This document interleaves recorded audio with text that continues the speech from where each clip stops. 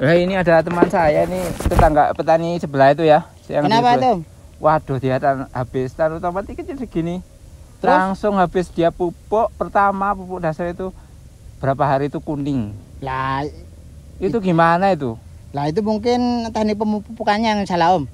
Berarti cara pemupuknya salah? Ya iya. Loh, itu rasanya pupuk biasa sama dengan pupuk yang lain, tapi kok yang sebelahnya bagus, yang sini juga nggak apa-apa. Loh, kalau tanam tomat, tanam sayuran itu setiap pemupukan itu ada tekniknya, bukan asal-asalan aja gitu Om. Ya. Berarti harus cara memupuk yang efektif itu Yo nanti ada.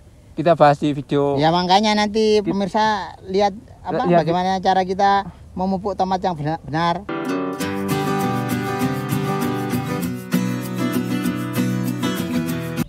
Halo, selamat pagi pemirsa, saya Segar Romo. Jumpa lagi dengan kita di channel saya Segar Romo.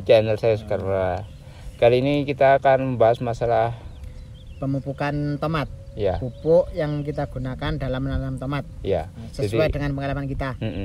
Jadi ini mungkin cara pemupukan tomat yang efektif menurut versi kita. Versi kita. Karena kita ini kan mau menanam tomat juga kan, ya, mulai awal. Ini yang kemarin di review di video shot kemarin. Ya.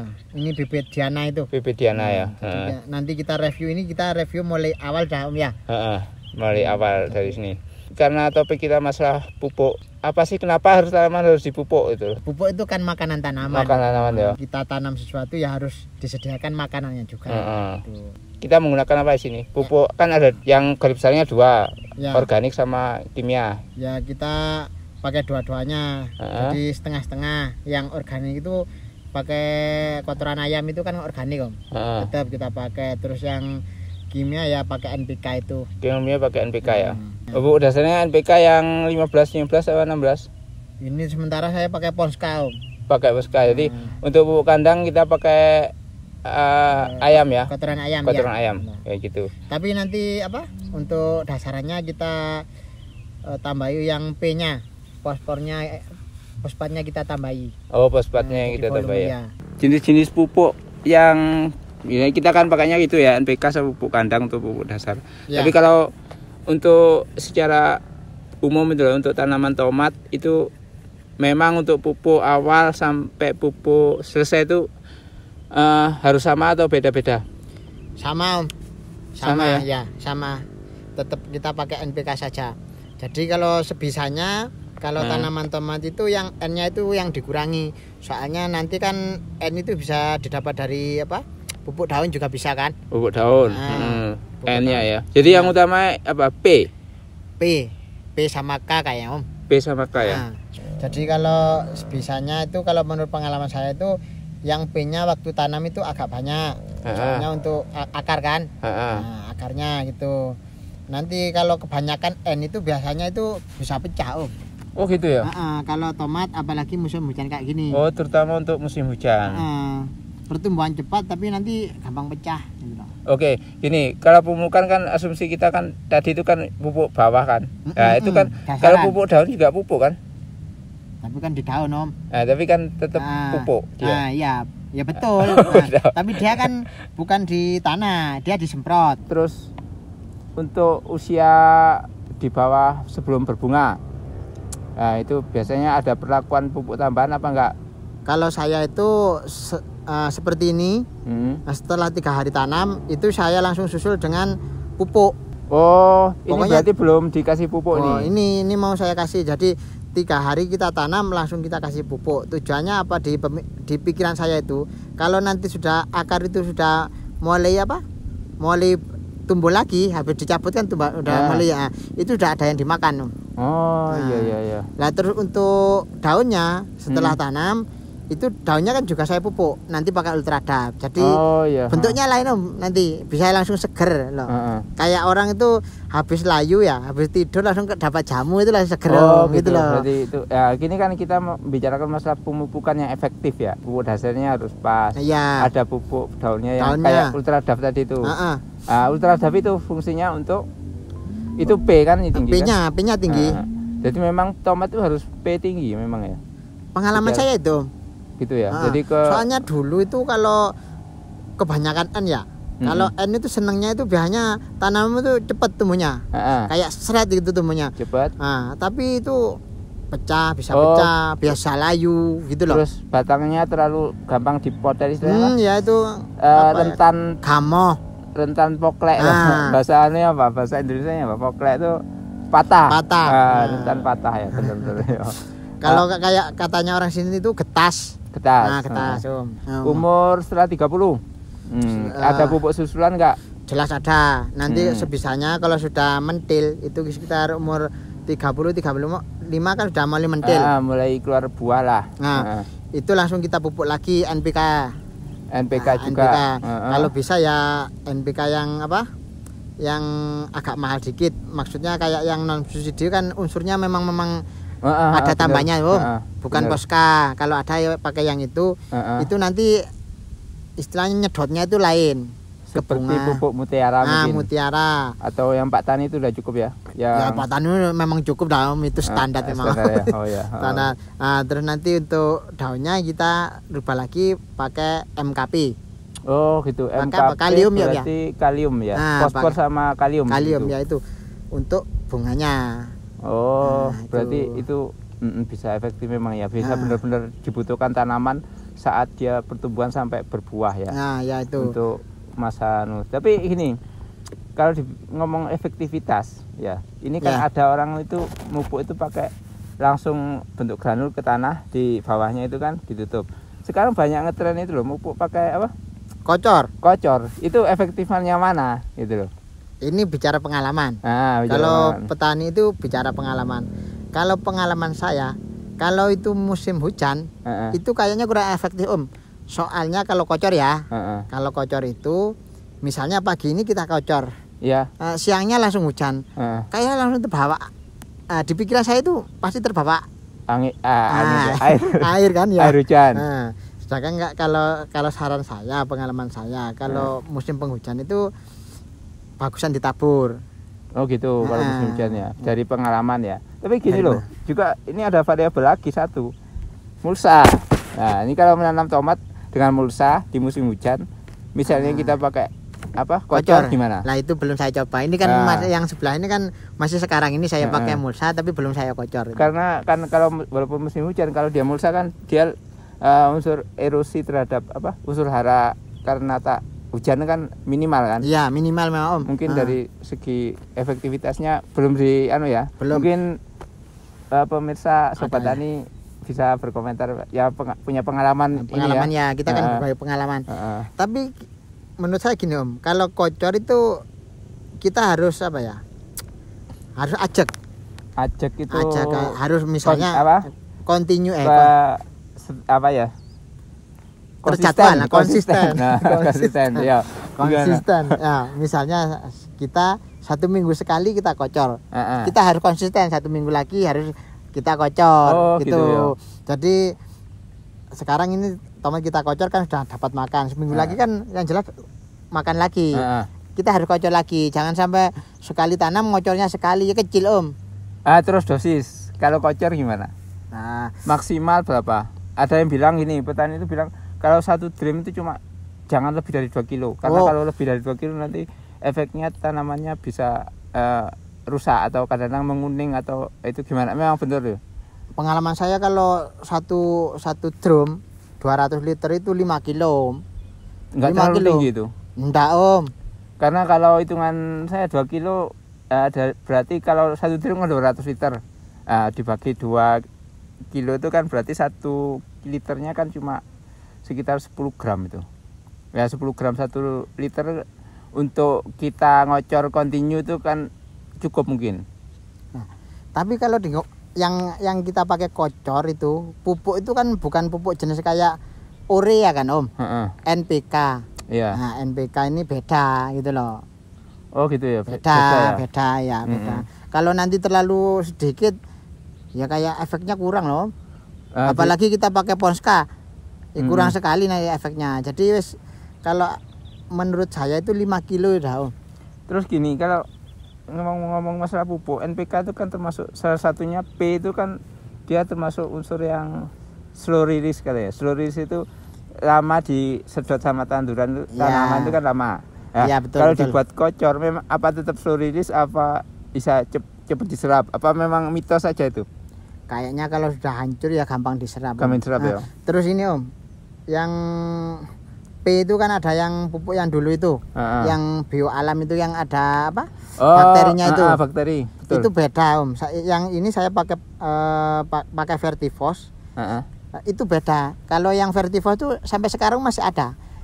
Oh, masih ada ya? Nah, tapi yang kalau yang ada bakterinya itu seminggu udah enggak ada kayak pupuk biasa itu. Berarti kalau yang ada bakteri mungkin termasuk tipe fast release mungkin ya. Jadi dia tuh langsung mungkin langsung terserap ya. Mungkin efektif untuk tanaman tomat yang kita susul untuk pupuk susulan efektif. Karena itu. Kalau NPK untuk pupuk susulan dengan P biasa mungkin dia terserapnya ada 15 hari lagi atau 1 bulan Lambat lagi. itu loh. Lambat mungkin ya. Kalau orang kayak slow respon. HP-nya slow respon. Mungkin betul ultradaf itu kan fast release. P-nya fast release kan. Jadi dia membantu dari atas Om ya. Mungkin itu. Jadi mungkin diselingi sama apa? Vertifos tadi itu mungkin lebih cepat untuk. Ya, yang ini yang sebelah ini saya selingi pakai Vertifos tapi ultradap tetap jalan. Tetap jalan. Berarti efektif. Berarti apa? Mungkin cara pemupukan efektif tanaman tomat menurut pengalaman ya. Mungkin seperti itu mungkin. Nah, ini lagi setelah panen. Nah, panen pertama, wis. Panen pertama kan ya? Kalau mau buahnya masih apa yang di atas itu besar, ya dikocor lagi, kocor. Oh, kocor. Nah, itu pakai kocor. Nah, saya sarankan kalau sudah panen pertama, kocor enggak apa-apa wis. Oh, gitu ya. Berarti memang membantu mempercepat penyerapan unsur hara itu ya biar buahnya itu ketolong sampai ke atas yang di atas itu besar. Terus ini Om ada apa? Ada pengalaman lagi ya. Kalau musim hujan itu biasanya tomat itu kan gampang pecah.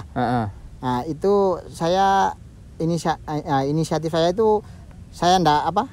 Pucuknya enggak saya pangkas. Jadi pucuknya enggak dipangkas. Nah, kalau musim hujan ya jadi tetap tumbuh. Jadi buah itu enggak pecah. Kalau dulu saya kira itu kebanyakan pupuk, ternyata enggak. Mungkin kalau di pucuk dipangkas kan larinya ke buah semua itu loh. Oh gitu ya. Gitu. Berarti termasuk itu perawatan di tanamannya. Di tanamannya ya. Di tanamannya untuk pemupukan. Jadi itu berarti intinya pemupukan mulai tanam itu pupuk dasar, setelah itu pupuk susulan, terus di antara pupuk dasar pupuk susulan itu ada ultradaf atau unsur pupuk yang disemprotkan ya, pupuk daunnya. Pupuk daunnya ultradaf sama MKP untuk masa pembuahan. Setelah masa panen pertama itu ditambah pupuk kocor ya. Kocor itu pupuk saya sarankan kocor memang.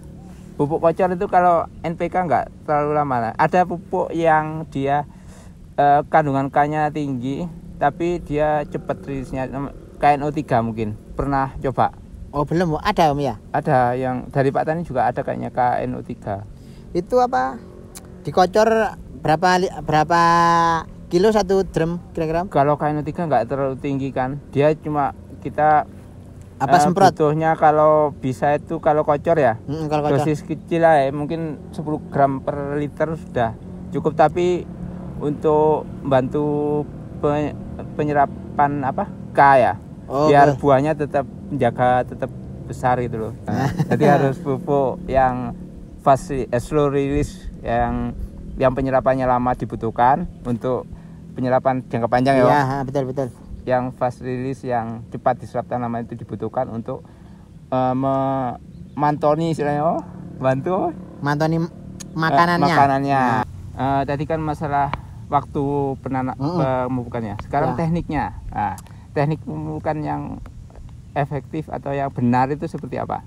Menurut pengalaman sini. Nah, setelah tanam 3 hari kan langsung kita kasih pupuk, pupuk kimia, pupuk kandang. Lah, jarak dari tanam 5 cm lah.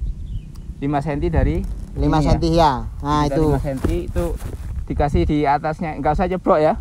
Kalau ini enggak usah nyeblok, soalnya nanti kan kita taruh di sini pupuk kimia dulu, baru kita taruh pupuk kandang, baru kita tutup. Oh gitu. Kalau pupuk kandang kalau mepet enggak apa-apa. Jangan Om, jangan. Harus diberi jarak juga. Kalau maksudnya mepet dengan tanamannya loh, ini. jangan. Nanti kalau kena hujan itu biasanya sampai nyiprat. Kita mengira itu kena busuk batang kalau terlalu mepet pupuknya. Padahal itu kena pupuknya itu jadi busuk. Oh gitu ya, ngefek ya. Walaupun pupuk kandang itu. Iya, pupuk kandang. Oh berarti harus diperhatikan juga ya, bahaya juga ya kalau terjadi kesalahan dalam teknik pemupukan itu cara. Ini sudah mulai tomatnya sudah mulai besar, nanti kena cipratan busuk, patah langsung. Oh itu. Itu pengalaman saya, Om. Pengalamannya ya. Pengalaman saya gitu. Kalau teknik pemupukan model kocor seperti apa? Kalau kocor, kalau pupuknya itu NPK Mutiara, itu walaupun ditaruh di pas batangnya enggak apa-apa. Oh gitu ya. Aman-aman saja. Aman-aman saja ya.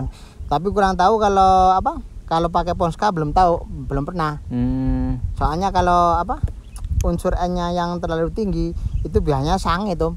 Sangit ya, sangit. Bisa langsung menguning gitu ya. Iya, langsung gosong tanaman. Kalau untuk pupuk semprot, nah ini untuk daun ya, pupuk daunnya itu kayak peredap. Itu dosis kira-kira mungkin teknik itu mungkin didosis ini. Ya, dosis kalau ukuran berapa 200 liter ya. Drum besar itu kita pakai setengah kilo. Oh, setengah kilo ya. Setengah kilo ya. Mungkin ini pengalaman mungkin ya, mungkin berbagi pengalaman. Ya. Saya ada pengalaman yang lain, jadi teknik untuk mupuk itu harus diperhatikan betul, jangan sampai nanti alih-alih tomatnya bagus malah fatal. Jadi fatal ya itu. Tujuannya ditaruh di pinggir tomatnya biar biar cepat nyerap itu. Itu fatal itu. Fatal malah. Pernah pengalaman overdosis nggak? Pernah. Apa efeknya gimana? Kuning. Kuning ya? Langsung kuning, Om. Kekurangan juga kuning, Om. Kekurangan kuning. Itu kesimpulan dari tadi itu apa itu? Jadi tentang teknik pemupukan mulai awal sampai akhir bisa nggak jadi pengalaman pupuk dasar ya kita pakai pupuk NPK sama pupuk kandang. Nah, setelah pupuk kandang ini dosisnya tadi lupa. Untuk pupuk kandang cakup berapa ya? Ini ya. Gini, cakup ini pokoknya segini lah. Pupuk kandang ayam gitu ya, yang bisa fermentasi, bisa yang biasa yang dari itu. Yang penting naruhnya jangan terlalu dekat dengan batang. Itu sama NPK itu aja yang kita pakai. Terus setelah durasi sebelum umur 30 setelah berbunga kita pakai Ultradaf untuk pupuk di atasnya. Ultradaf adalah pupuk cair dari yang tinggi fosfatnya. Jadi fosfat dibutuhkan kan di bawah kan belum menyerap kan ya. Betul. Yang fosfat kan lama kan, yang termasuk lambat penyerapannya dibantu sama Ultradaf. Yang di atas ya. Untuk efektif umur 30, 35 diberi pupuk susulan lagi NPK ya. NPK lagi, terus untuk atasnya kita pakai MKP untuk jadi bunganya. Untuk bunga sama untuk dia MKP kan kandungan K-nya juga tinggi, terus untuk pembungaan bagus, terus dia juga cepat diserap ya gitu ya. Nah, setelah panen, satu kali panen ada lagi pupuk kocor. Kalau kita mau kocor misalnya kepingin memaksimalkan ukuran buah yang di tandan yang kedua, kita pakai kocor. Oh ya gitu. Jadi kesimpulannya seperti itu. Mungkin ada pengalamannya lain bisa sharing di komentar. Untuk pemirsa ya jangan lupa subscribe channel kita sering tapi biar kita semangat lagi, Om. Terima kasih untuk pemirsa-pemirsa yang sudah subscribe sampai saat ini. Channel kita sudah berkembang dengan cukup pesat ya. Alhamdulillah. Terima kasih yang sudah mau melihat telodan kita yang kayak gini nih, Om. Oke. Kita jumpa di video berikutnya ya. Kita masih lanjut mau semprot-semprot apa itu, Om ya. Siap.